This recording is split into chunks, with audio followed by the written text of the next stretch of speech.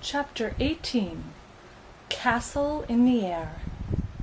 Higher and higher they climbed, in search of the castle and the two banished princesses.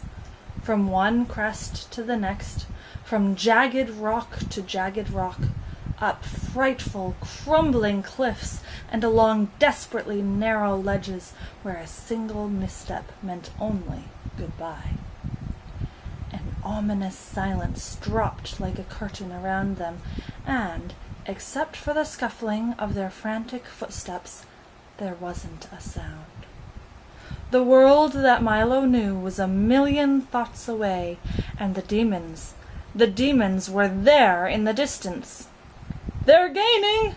shouted the humbug, wishing he'd never looked back. "But there it is!" cried Milo at the same instant. For straight ahead, climbing up from atop the highest peak, was a spidery spiral stair, and at the other end stood the castle in the air. I see it!" said the happy bug, as they struggled up the twisting mountain trail. But what he didn't see was that, curled up right in front of the first step, was a little round man in a frock coat, sleeping peacefully on a very large and well-worn ledger. A long quill pen sat precariously behind his ear. There were ink stains all over his hands and face, as well as his clothing, and he wore a pair of the thickest eyeglasses that Milo had ever seen. "Be very careful," whispered Talk when they'd finally reached the top, and the humbug stepped gingerly around and started up the stairs. "Names?" the little man called out briskly, just as the startled bug reached the first step.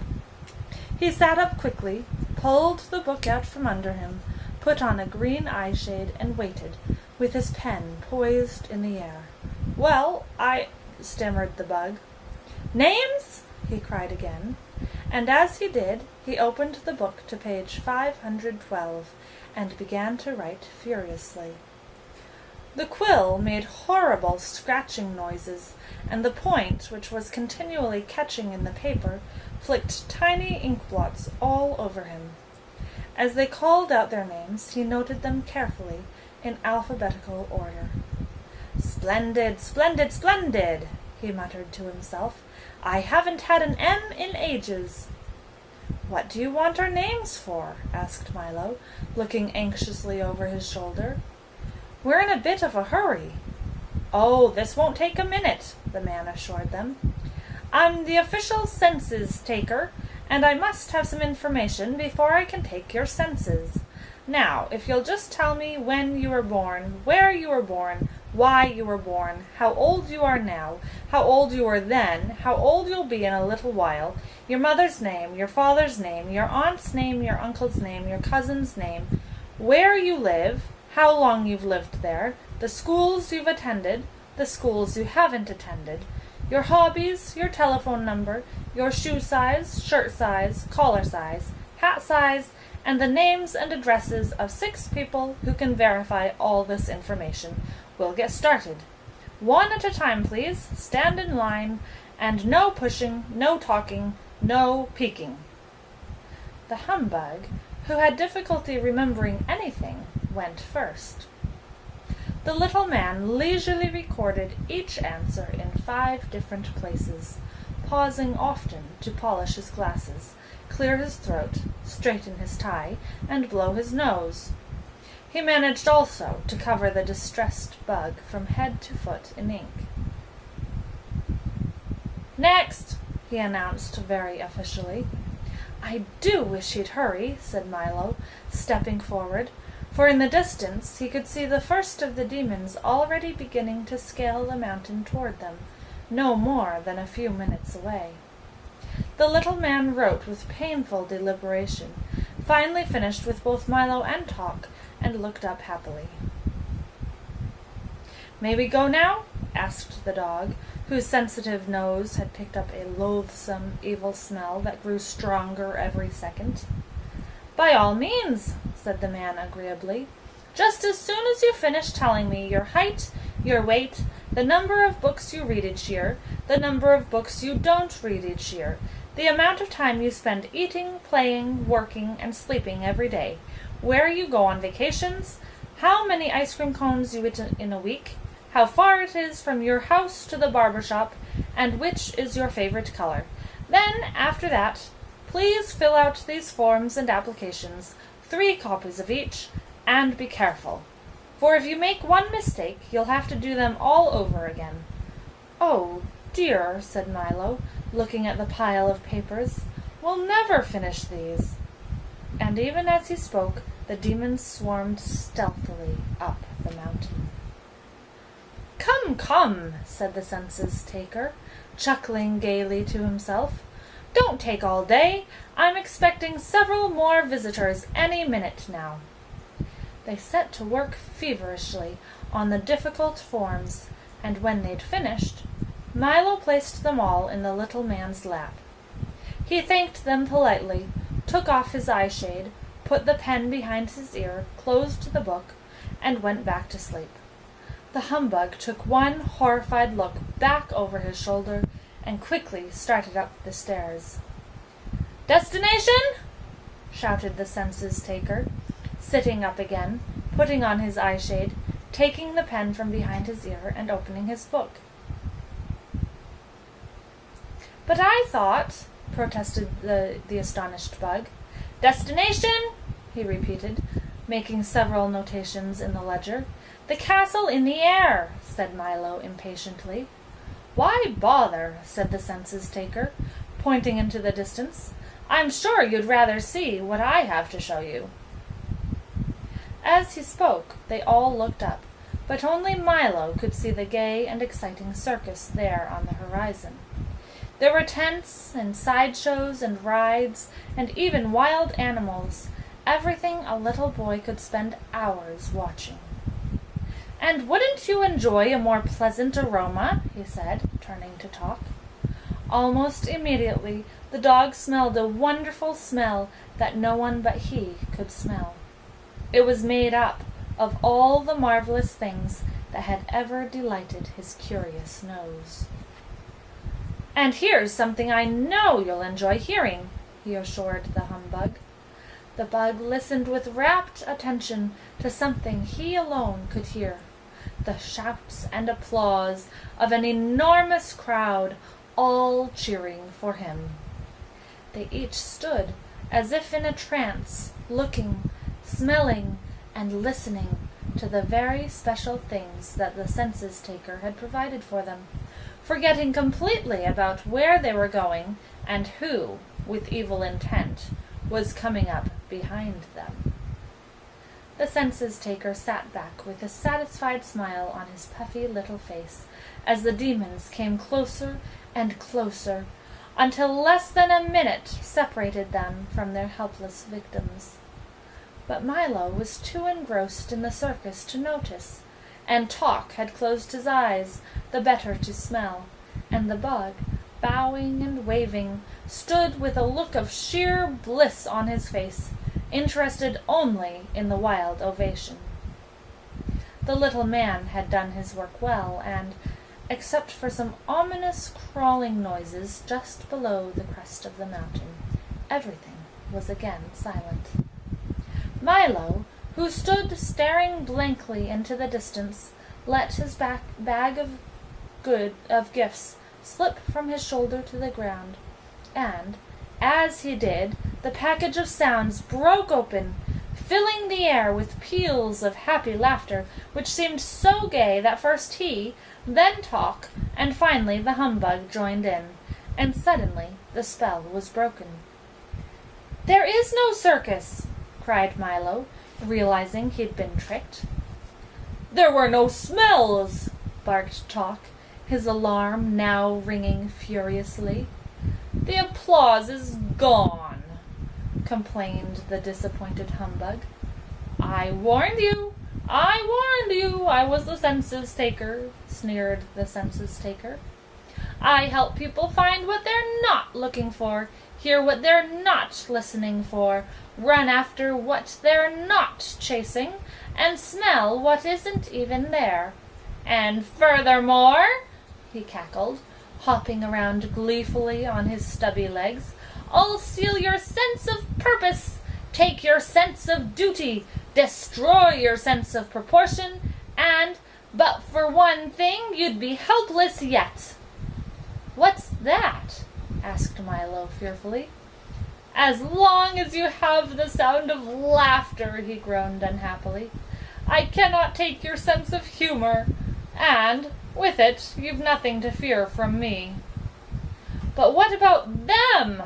Cried the terrified bug, for at that very instant the other demons had reached the top at last, and were leaping forward to seize them. They ran for the stairs, bowling over the disconsolate census-taker, ledger, ink bottle, eyeshade, and all, as they went. The humbug dashed up first, then Talk, and lastly Milo, almost too late, as a scaly arm brushed his shoe. The dangerous stairs danced dizzily in the wind, and the clumsy demons refused to follow. But they howled with rage and fury, swore bloody vengeance, and watched with many pairs of burning eyes as the three small shapes vanished slowly into the clouds. Don't look down, advised Milo as the bug tottered upward on unsteady legs. Like a giant corkscrew, the stairway twisted through the darkness, steep and narrow, and with no rail to guide them. The wind howled cruelly in an effort to tear them loose, and the fog dragged clammy fingers down their backs. But up the giddy flight they went, each one helping the others, until at last the clouds parted, the darkness fell away, and a glow of golden sunrays warmed their arrival. The castle gate swung smoothly open, and on a rug as soft as a snowdrift they entered the great hall, and they stood shyly waiting. "Come right in, please. We've been expecting you," sang out two sweet voices in unison.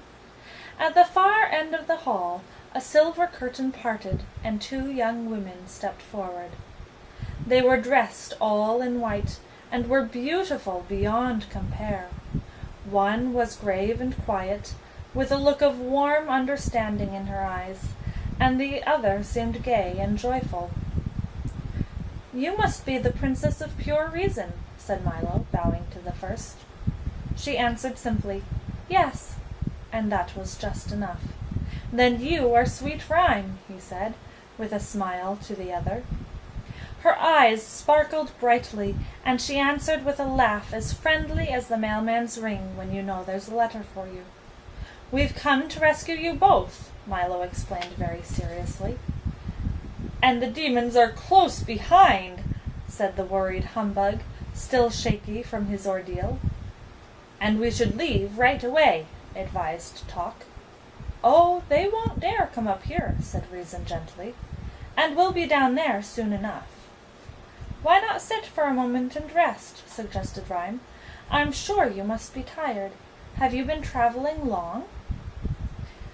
"Days," sighed the exhausted dog, curling up on a large downy cushion. "Weeks," corrected the bug, flopping into a deep, comfortable armchair, for it did seem that way to him.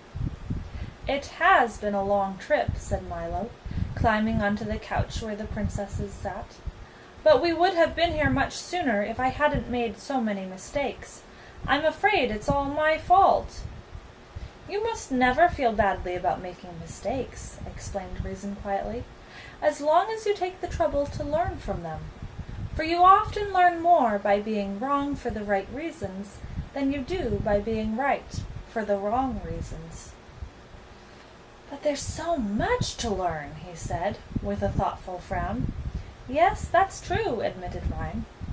"But it's not just learning things that's important. It's learning what to do with what you learn, and learning why you learn things at all that matters." "That's just what I mean," explained Milo, as Talk and the exhausted bug drifted quietly off to sleep. Many of the things I'm supposed to know seem so useless that I can't see the purpose in learning them at all." "You may not see it now," said the Princess of Pure Reason, looking knowingly at Milo's puzzled face. "But whatever we learn has a purpose, and whatever we do affects everything and everyone else, if even in the tiniest way. Why, when a housefly flaps his wings, a breeze goes round the world. When a speck of dust falls to the ground, the entire planet weighs a little more. And when you stamp your foot, the earth moves slightly off its course. Whenever you laugh, gladness spreads like the ripples in a pond, and whenever you're sad, no one anywhere can be really happy. And it's much the same thing with knowledge, for whenever you learn something new, the whole world becomes that much richer. And remember also," added the Princess of Sweet Rhyme, "that many places you would like to see are just off the map, and many things you want to know are just out of sight or a little beyond your reach. But someday you'll reach them all, for what you learn today, for no reason at all, will help you discover all the wonderful secrets of tomorrow." "I think I understand," he said, still full of questions and thoughts. "But which is the most important?" At that moment, the conversation was interrupted by a far-off chopping noise. With each loud blow, the entire room and everything in it shook and rattled. Down below, on the murky peak, the demons were busily cutting the stairway loose with axes and hammers and saws. Before long, the whole thing collapsed with a tremendous crash, and the startled humbug leapt to his feet just in time to see the castle drifting slowly off into space. "We're moving!" he shouted, which was a fact that had already become obvious to everyone. "I think we had better leave now," said Rhyme softly, and Reason agreed with a nod. "But how will we get down?" groaned the humbug, looking at the wreckage below. "There's no stairway, and we're sailing higher every minute." "Well, time flies, doesn't it?" asked Milo. "On many occasions," barked Talk, jumping eagerly to his feet. "I'll take everyone down." "Can you carry us all?" inquired the bug. "For a short distance," said the dog thoughtfully. "The princesses can ride on my back, Milo can catch hold of my tail, and you can hang on to his ankles." "But what of the castle in the air?" the bug objected, not very pleased with the arrangement. "Let it drift away," said Rhyme. "And good riddance," added Reason, "for no matter how beautiful it seems, it's still nothing but a prison." Talk then backed up 3 steps and, with a running start, bounded through the window with all his passengers and began the long glide down. The princesses sat tall and unafraid. Milo held on as tight as he could, and the bug swung crazily like the tail on a kite. Down through the darkness they plunged, to the mountains and the monsters below.